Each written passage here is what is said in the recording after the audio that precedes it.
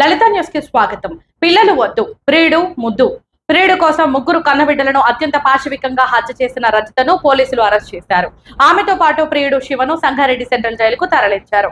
ఈ క్రమంలోనే అతడితో వివాహేతర సంబంధం నడిపిన రజిత పెళ్లి చేసుకోవాలని అడిగింది. అయితే పిల్లలు లేకుంటేనే పెళ్లి చేసుకుంటానని అతడు చెప్పడంతో ముగ్గురు పిల్లల్ని అడ్డు తొలగించుకునేందుకు కిరాతకంగా హతమార్చింది.